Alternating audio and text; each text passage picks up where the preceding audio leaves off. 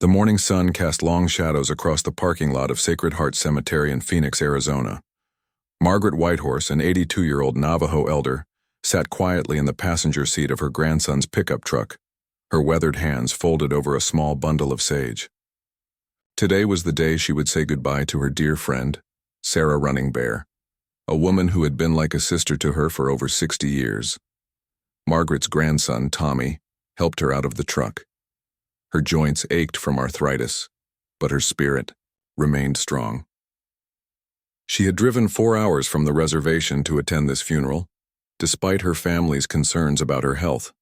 Sarah had been there for every important moment in Margaret's life: the birth of her children, the death of her husband, and countless ceremonies that honored their shared Apache and Navajo heritage. As they approached the funeral home entrance, Margaret noticed the building was more modern than she expected. Glass doors reflected the desert landscape, and well-dressed people moved in and out of the air-conditioned lobby. Most of the attendees were white, wearing dark suits and formal dresses.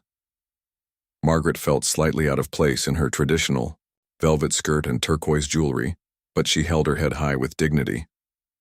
Inside the lobby, a funeral director in a crisp black suit greeted visitors at a podium.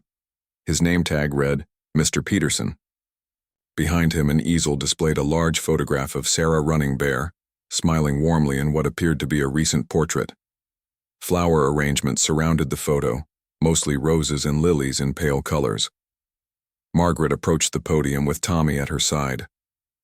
"I'm here for Sarah Running Bear's service," she said softly, her voice carrying the slight accent of her native tongue mixed with decades of English. Mr. Peterson looked up from his guest book, his eyes quickly scanning Margaret's appearance. His expression shifted almost imperceptibly, but she caught it, that familiar look she had seen too many times in her long life. It was a mixture of discomfort and judgment, the kind of look that said she didn't belong in this polished, expensive funeral home. "And you are?" Mr. Peterson asked, his tone formal and distant. "Margaret Whitehorse. Sarah was my closest friend for over 60 years. We grew up together on the San Carlos reservation." Margaret's voice remained steady, though she felt a familiar tightness in her chest. The funeral director's eyebrows raised slightly. He glanced around the lobby, noting the other attendees, then looked back at Margaret. "I see. Well, Mrs." He paused, apparently struggling with her last name. "The service is quite formal today. Perhaps you would be more comfortable in the overflow room? We have a video feed set up there for additional guests." Margaret felt the sting of his words, but she had faced discrimination before. At 82, she had lived through an era when Native Americans were often treated as second-class citizens. She had seen the "No Indians Allowed" signs, had been denied service at restaurants, and had watched her children face prejudice in school. But she had also witnessed great changes, had seen barriers broken down, and had hoped those days were mostly behind them. "I would prefer to sit with the family," Margaret replied with quiet dignity. "Sarah's daughter Lisa invited me personally. I have her phone number if you need to verify." Mr. Peterson's jaw tightened. "I'm afraid the main chapel is at capacity. Fire code regulations, you understand? The overflow room really would be more appropriate." His tone suggested the conversation was over. Tommy, who had been listening quietly, stepped forward. He was a college student, articulate and confident, but he respected his grandmother's wishes to handle the situation herself. However, seeing the distress in her eyes, he felt compelled to speak. "Sir, my grandmother traveled 4 hours to be here. She was Sarah Running Bear's dearest friend. Surely there's room for one more person in the chapel." The funeral director's expression hardened. "Young man, I run a respectable establishment here. We have procedures and standards to maintain. Your grandmother is welcome to attend the service from the overflow room, but that's the best I can offer." Around them, other funeral attendees had begun to notice the conversation. Some paused in their movements, sensing tension, but unsure of its source. A few whispered among themselves, their curious glances darting between Margaret and the funeral director. Margaret felt her cheeks burn with embarrassment and anger, but she maintained her composure. She had learned long ago that losing her temper would only confirm negative stereotypes and make situations worse. Instead, she nodded slowly and began to turn toward the overflow room. It was at that moment that the main chapel doors opened, and Lisa Running Bear emerged, looking for late-arriving guests. Lisa was Sarah's daughter, a successful lawyer in her 50s who had inherited her mother's strong will and sense of justice. When she spotted Margaret being directed away from the main chapel, her expression immediately changed from greeting to concern. "Margaret," Lisa called out, her voice carrying across the lobby. "Thank goodness you made it. I was worried about the drive from the reservation." She hurried over and embraced the elderly woman warmly. The funeral director watched this interaction with growing unease, realizing he may have made an error in judgment. But rather than backing down gracefully, he doubled down on his position. Lisa Running Bear looked confused as she noticed Margaret standing near the entrance to the overflow room, rather than heading toward the main chapel. "Margaret, what are you doing over here? I saved you a seat in the front row, right next to the family section." Mr. Peterson cleared his throat and stepped forward, his professional smile looking increasingly strained.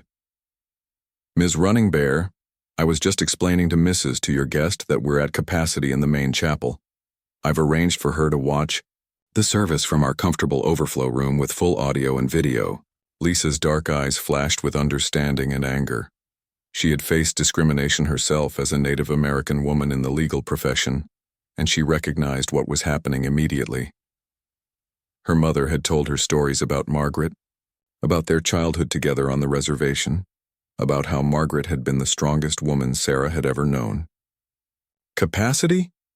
Lisa's voice rose slightly, drawing more attention from nearby guests. "Mr. Peterson, I can see empty seats from here, and Margaret Whitehorse is not just any guest. She was my mother's best friend, closer than family. She was supposed to speak at the service." The funeral director's face reddened. He glanced around nervously at the growing number of people watching the exchange. Several well-dressed attendees had stopped their conversations to observe what was clearly becoming an uncomfortable situation. "I'm sorry, but our policy is quite clear about seating arrangements. The overflow room provides an excellent view of the service, and I'm sure your friend will be quite comfortable there." His voice carried a note of finality, but Lisa wasn't backing down. Margaret placed a gentle hand on Lisa's arm. "It's okay, dear. I don't want to cause any trouble on such an important day. The overflow room will be fine." But Lisa shook her head firmly. "No, Margaret, it's not fine. My mother would roll over in her casket if she knew you were being treated this way." She turned back to Mr. Peterson, her lawyer training kicking in. "I'd like to speak with your manager, please." "I am the manager," Peterson replied stiffly. "And I've made my decision based on what's best for all our guests' comfort and safety." The word comfort hung in the air like a challenge. Everyone within earshot understood the implication, that Margaret's presence would somehow make other guests uncomfortable. The suggestion was as offensive as it was obvious. Tommy, who had been growing increasingly angry, finally spoke up. "What exactly about my grandmother makes people uncomfortable? The fact that she's Native American? Because that's what this is really about, isn't it?" A hush fell over the nearby area. The accusation of racism hung heavy in the air, and several guests shifted uncomfortably. Some looked embarrassed, others appeared outraged on Margaret's behalf, and a few seemed to agree with the funeral director's position, though they wouldn't say so publicly. Mr. Peterson's composure finally cracked. "Now see here, young man. This has nothing to do with race. This is about maintaining proper decorum and following our established procedures. I won't have you making such accusations in my establishment." "Then explain to me what the problem is," Lisa demanded, her voice carrying the authority she used in courtrooms. "Margaret is properly dressed. She's invited. She's family to us. What possible reason could you have for segregating her from the other mourners?" Before Peterson could answer, a commotion arose from the parking lot. Through the glass doors, they could see several vehicles arriving. Pickup trucks and SUVs that looked distinctly different from the luxury cars and sedans already parked outside.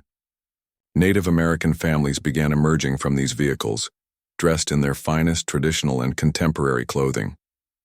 Margaret watched through the windows as people she recognized from various reservations and urban Native communities began walking toward the funeral home. There was Joe Crow Feather, a respected elder from the Apache Nation. Mary Blackhorse arrived with her large family, including several teenagers wearing traditional jewelry with their formal clothes. Robert Two Eagles, who had served in Vietnam, with Sarah's late husband, walked slowly but proudly toward the entrance. "Oh my," Margaret whispered, her hand moving to her heart. "They came. They all came for Sarah." Lisa smiled through her tears. "Of course they came. Mom touched so many lives in the Native community. She was a teacher, a mentor, an advocate." "Did you think her funeral would only include her work colleagues and neighbors?" Mr. Peterson watched this development with growing alarm. His eyes darted between the approaching Native families and Margaret, and his calculations were clearly visible on his face. What had started as excluding one elderly woman was about to become a much larger problem. The first of the new arrivals reached the entrance, and Joe Crow Feather, despite his age, held the door open for the families behind him. He nodded respectfully to Margaret, speaking to her in Apache before switching to English. "Sister Margaret, we are honored to grieve with you today for our dear Sarah." His voice carried the dignity and authority of someone accustomed to respect. Mr. Peterson found himself facing not just one Native elder, but dozens of community members, ranging from teenagers to elders, from traditional dress to business suits. His capacity problem suddenly seemed very selective indeed. Lisa seized the moment. "Mr. Peterson, I trust you'll find room for all of my mother's friends and community members in the main chapel. I'd hate to think that this many people would be relegated to your overflow room due to fire code violations." The funeral director looked trapped. His eyes swept over the growing crowd of Native mourners, all watching him expectantly. Some of the non-Native attendees had also gathered to see how he would handle the situation. He was clearly outnumbered and outmaneuvered, but his pride prevented him from gracefully admitting his mistake. Mr. Peterson's face had turned an uncomfortable shade of red as he realized his situation had spiraled far beyond his control. What started as quietly redirecting one elderly Native woman had become a public confrontation with an entire community watching. He glanced toward his assistant behind the reception desk, clearly hoping for support, but she was busy pretending to organize paperwork while avoiding eye contact. Joe Crow Feather stepped closer to the funeral director, his weathered face serious but not unkind. Despite being in his 70s, he carried himself with the bearing of someone accustomed to leadership and respect. Behind him, more Native families continued to arrive, creating a growing presence in the lobby that could no longer be ignored or dismissed. "Young man," Joe said to Peterson, his voice calm but firm, "I am Joe Crow Feather, tribal council member and Korean War veteran. Sarah Running Bear was like a daughter to me. I taught her in high school, watched her become a teacher herself, celebrated when she married, and mourned with her when she lost her husband. I drove 8 hours to be here today, and I brought my family to honor her memory." Peterson swallowed, hard, clearly recognizing that this was no ordinary funeral attendee. "Sir, I certainly respect your service and your relationship with the deceased, but we have limited seating and fire code restrictions that apply to everyone equally." Mary Blackhorse, a woman in her 60s wearing a beautiful turquoise necklace with her black dress, stepped forward. "Fire codes are important," she agreed pleasantly. "I'm a retired fire inspector from Tucson. Perhaps you could show me your occupancy permit? I'd be curious to see what the actual capacity limit is for your main chapel." The funeral director's confidence visibly wavered.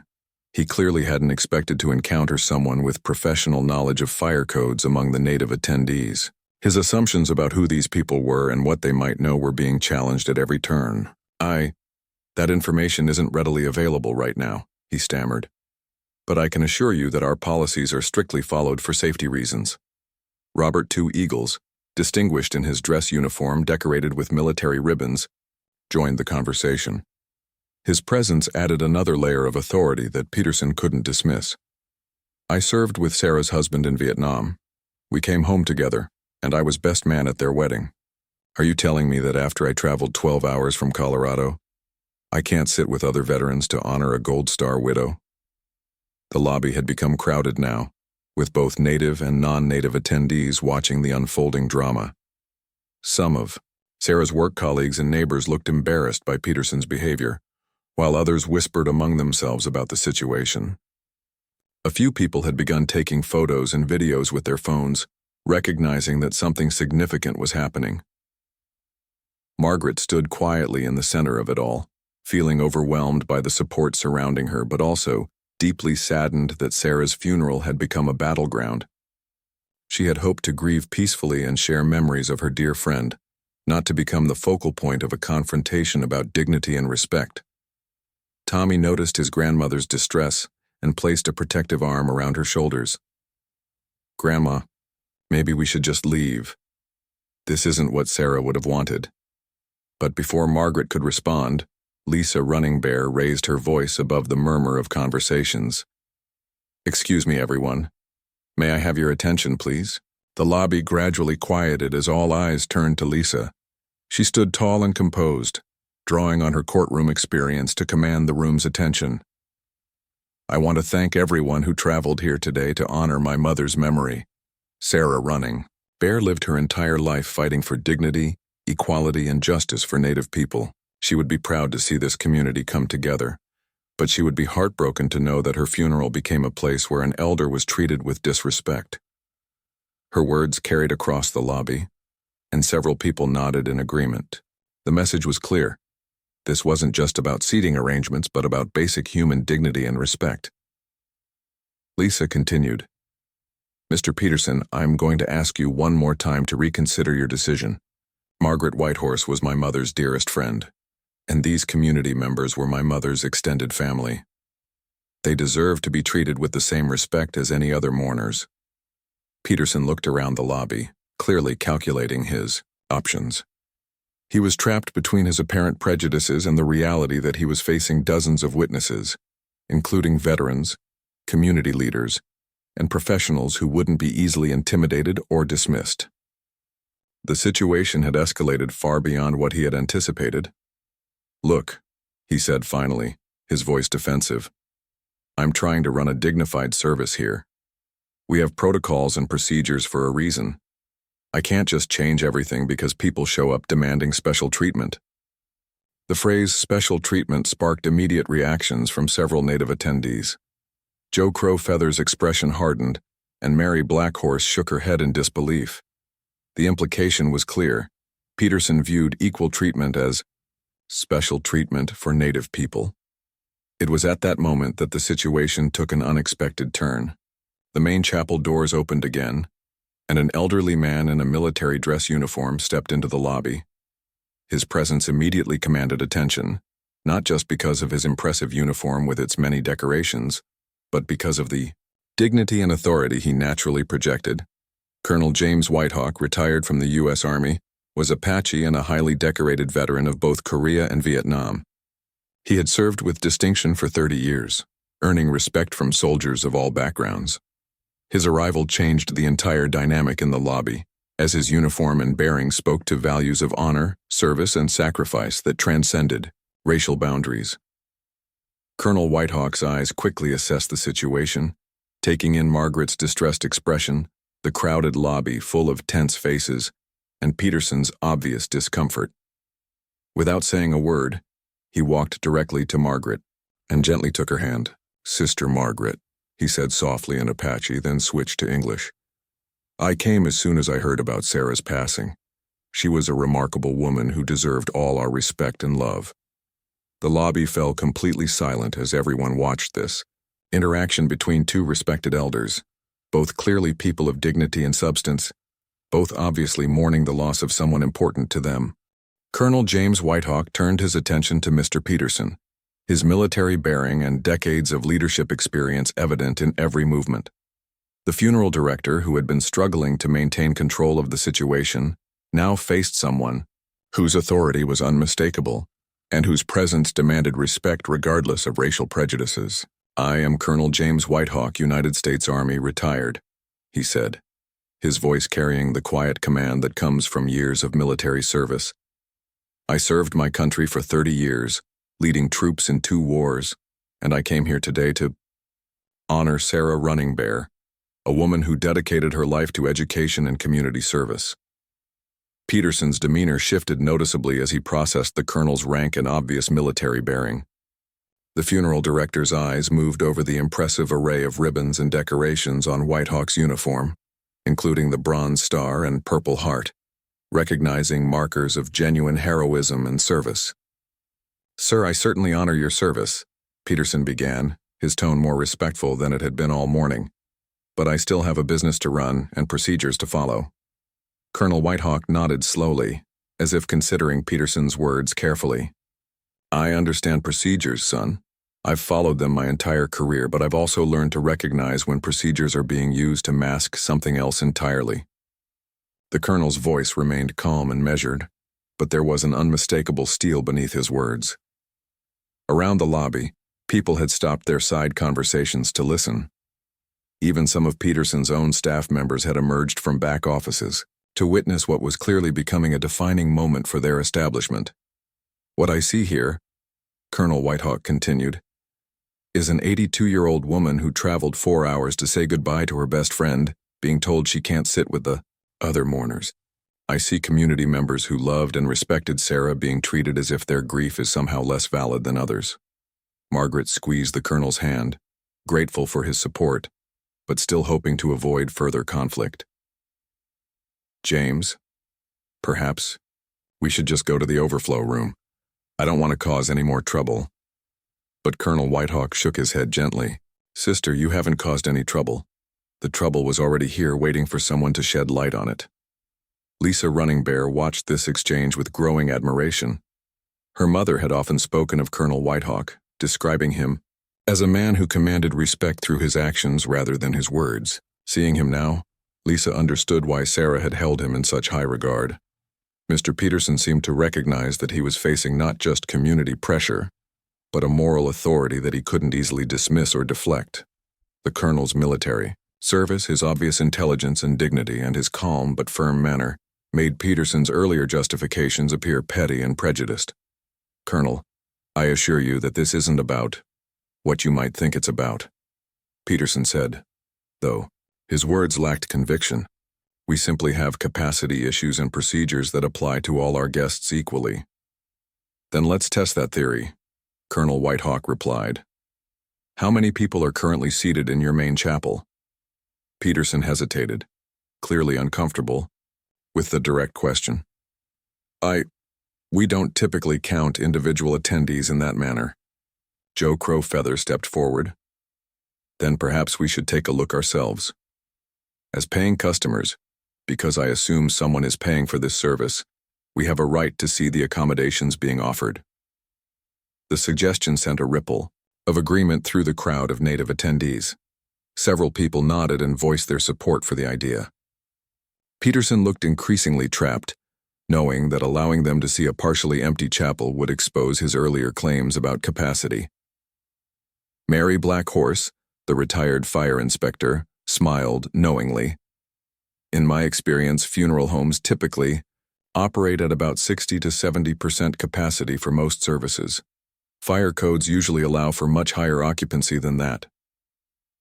Colonel Whitehawk turned to address the entire group of mourners, both native and non-native. His voice carried easily across the lobby, and people instinctively quieted to listen. "Ladies and gentlemen, we are here today to honor Sarah Running Bear, a woman who spent her life building bridges between communities and fighting for equality and understanding. She would not want her funeral to become a battlefield, but she would also not want anyone to be treated with less dignity than they deserve." His words resonated with many of the attendees, and several non-native mourners nodded in agreement. Some looked embarrassed by what they had witnessed, while others appeared genuinely moved by the colonel's appeal to higher principles. "I propose a simple solution," Colonel Whitehawk continued.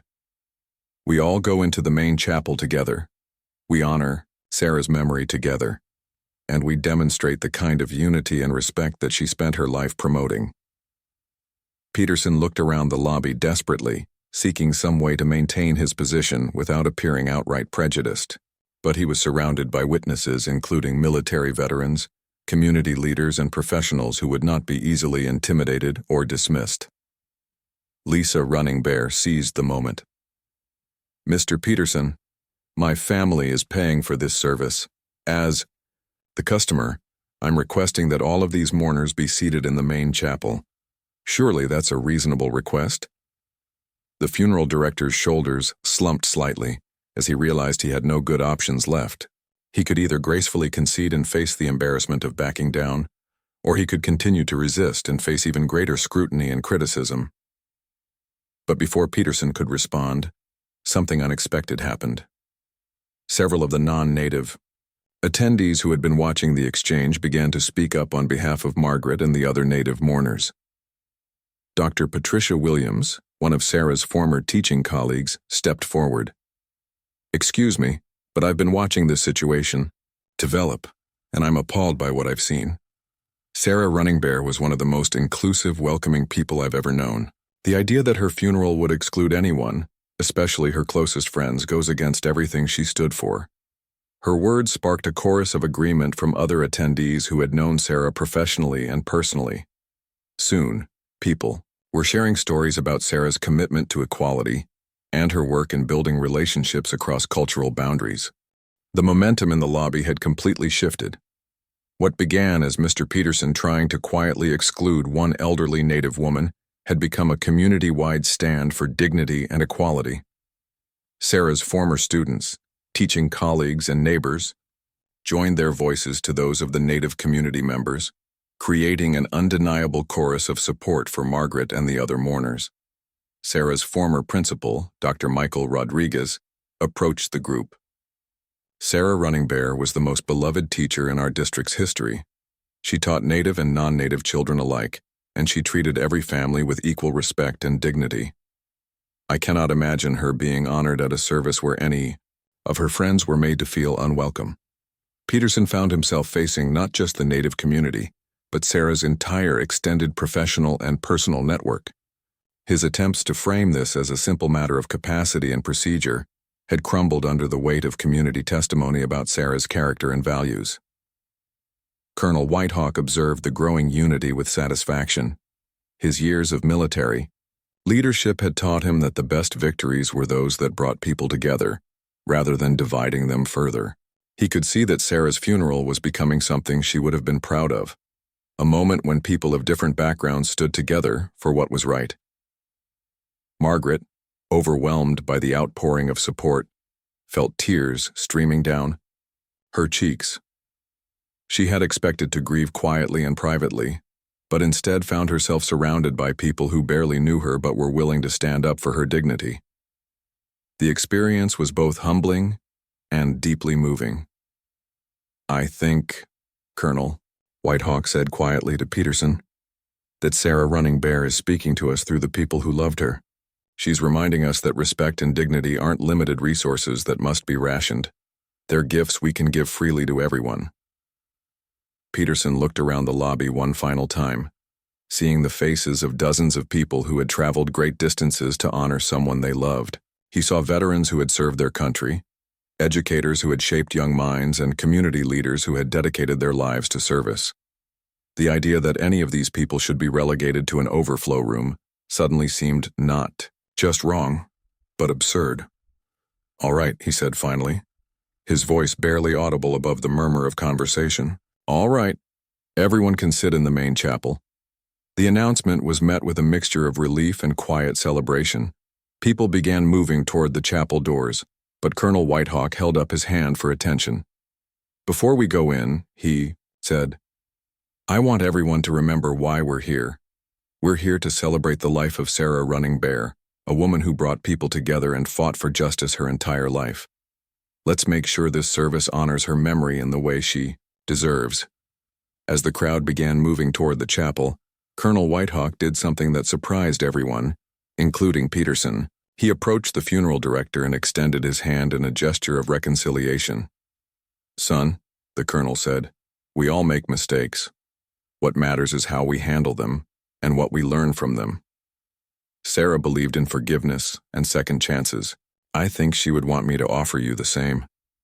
Peterson stared at the extended hand for a moment, clearly struggling with his emotions.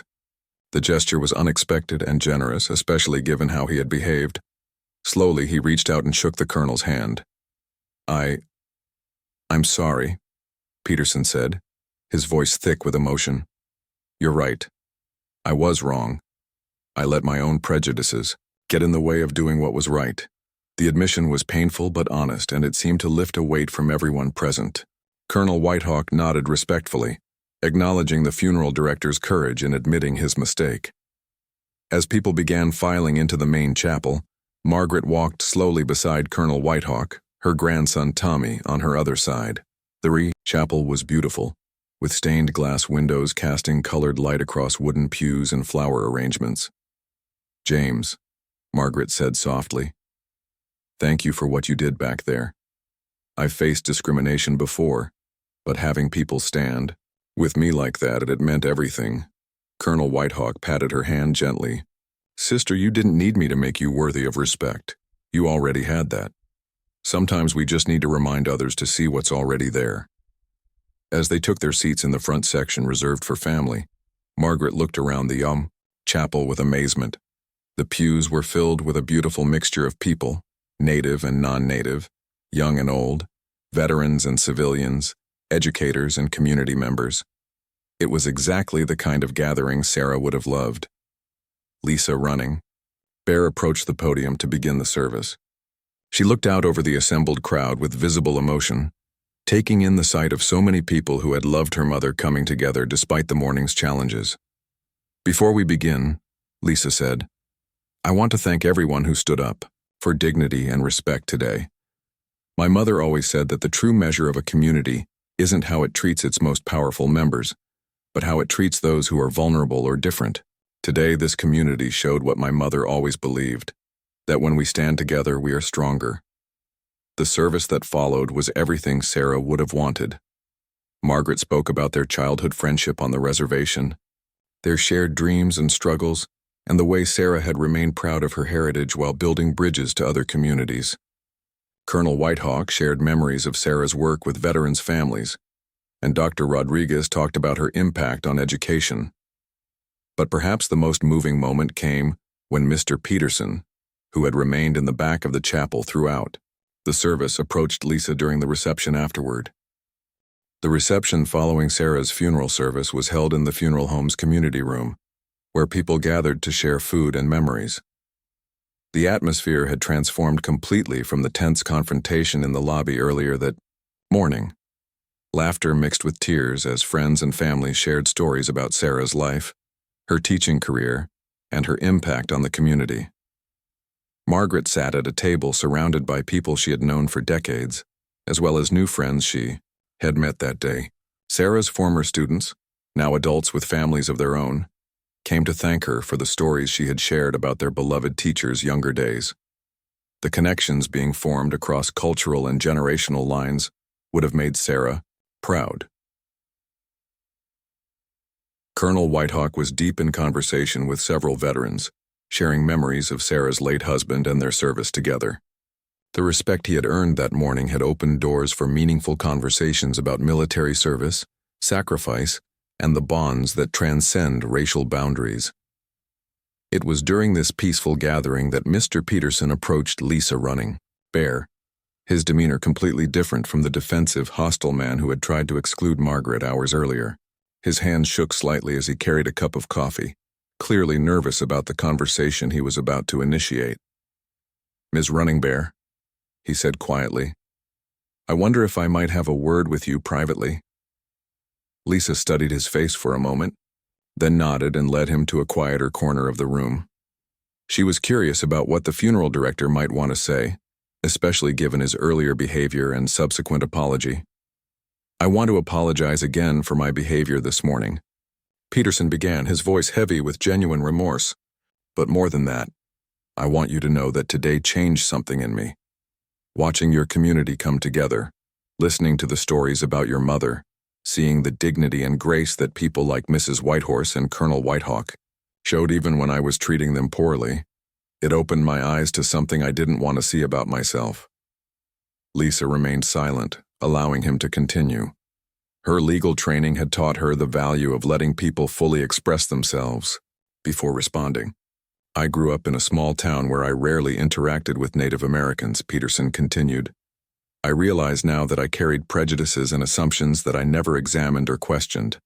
I told myself I was being professional, following procedures, but the truth is I was uncomfortable having so many Native people in my establishment. That's shameful, and I'm deeply sorry. The admission was painful but honest. Lisa could see that Peterson was genuinely struggling with the recognition of his own biases and their impact on others. What happened this morning has been a wake-up call for me, he said. I want to do better. I want to learn how to treat all families with the dignity and respect they deserve, regardless of their background. Would you be willing to help me understand how I can improve? Lisa was surprised by the request. She had expected another apology, but this was something more. A genuine plea for education and growth.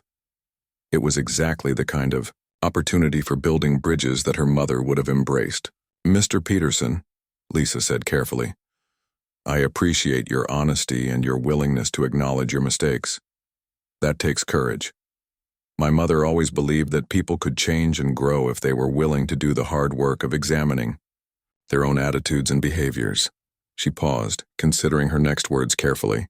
If you're serious about learning and improving, I'd be willing to help connect you with resources and people who can educate you about Native American communities, our traditions, and our experiences. But it has to be genuine commitment to change, not just guilt over what happened today. Peterson nodded eagerly. I am serious. What happened here today showed me that I've been missing out on knowing and serving remarkable people because of my own ignorance and prejudices. I want to do better, and I'm willing to do whatever work is necessary. Their conversation was interrupted by Margaret, who approached with Colonel Whitehawk at her side. The elderly woman had been watching the exchange from across the room and decided to join them. Mr. Peterson, Margaret said gently, I heard you apologizing to Lisa, and I wanted you to know that I accept your apology. We all carry prejudices that we need to examine and overcome. The important thing is that we're willing to grow and change. The funeral director looked at Margaret with amazement and gratitude. After the way he had treated her that morning, her willingness to offer forgiveness seemed almost too generous to accept.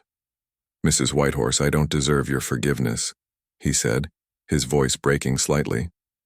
I tried to exclude you from honoring your best friend.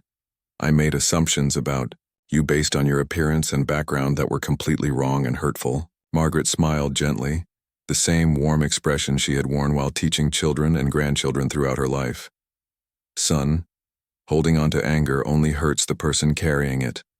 Sarah always taught me that forgiveness isn't about forgetting what happened, but about choosing to move forward in a better way. Colonel Whitehawk placed a supportive hand on Peterson's shoulder. Young man, what you did this morning was wrong. But what you're doing now takes real courage. Not everyone is willing to face their mistakes and work to correct them. That counts for something. Over the following weeks, Mr. Peterson began a journey of education and self-reflection that would fundamentally change both his personal perspectives and his business practices. Lisa connected him with cultural education programs, and he began attending workshops about Native American history and contemporary issues. He read books, watched documentaries, and most importantly, listened to the stories and experiences of Native community members. Margaret, despite the painful experience at the funeral home, became an unexpected mentor to Peterson. She invited him to visit the reservation, where he learned about traditional ceremonies, heard elder stories, and gained a deeper understanding of the rich cultures he had previously ignored or misunderstood. The 82-year-old woman who had been excluded from a funeral chapel became a bridge to understanding and reconciliation. The funeral home itself underwent significant changes. Peterson implemented new training programs for all staff members focused on cultural sensitivity and inclusive service. He established partnerships with various community organizations to ensure that families from all backgrounds would feel welcomed and respected. The overflow room was converted into a meditation and reflection space available to all families, regardless of their cultural or religious traditions. Most significantly, Peterson created the Sarah Running Bear Memorial Fund, which provided scholarships for Native American students pursuing careers in education. The fund was established with Margaret's blessing and input, ensuring that Sarah's legacy of bringing people together through learning would continue. Colonel Whitehawk often reflected on the events of that day, recognizing how a moment of injustice had become an opportunity for profound change. His military training had taught him that the best leaders are those who can turn conflict into collaboration, and he had witnessed exactly that transformation at Sarah's funeral. The story of what happened at Sacred Heart Cemetery spread throughout the Native community and beyond. It became a powerful example of how standing together for dignity and respect could create positive change, even in the most challenging circumstances. Margaret found herself invited to speak at conferences and community events about her experience, always emphasizing the importance of forgiveness and the possibility of growth and understanding. A year later, when Joe Crow Feather passed away, his family chose Sacred Heart Cemetery for his funeral. Mr. Peterson personally ensured that every detail was handled with cultural sensitivity and respect. The service included traditional Apache ceremonies alongside contemporary elements, and the main chapel was filled with a diverse gathering of mourners who came to honor a respected elder. Margaret, now 83, sat in the front row as an honored guest, surrounded by the same community members who had stood with her a year earlier. As she watched Peterson help coordinate the service with genuine care and respect, she felt a deep sense of satisfaction. Sarah's funeral had indeed become a moment of transformation, just as her dear friend would have wanted. Colonel Whitehawk, delivering the eulogy for his old friend Joe, spoke about the power of standing up for what is right and the importance of giving people the opportunity to grow and change. He looked out over the assembled crowd and saw not just mourners, but a community that had been strengthened by facing a difficult moment together. The story of Margaret Whitehorse and the funeral that changed a community became more than just an incident of discrimination and reconciliation. It became a testament to the power of dignity, the importance of standing together, and the possibility that even painful moments can become catalysts for positive change. Sarah Running Bear's legacy lived on not just in the memories of those who loved her, but in the lasting changes her funeral inspired in the hearts and minds of everyone who witnessed what happened that day.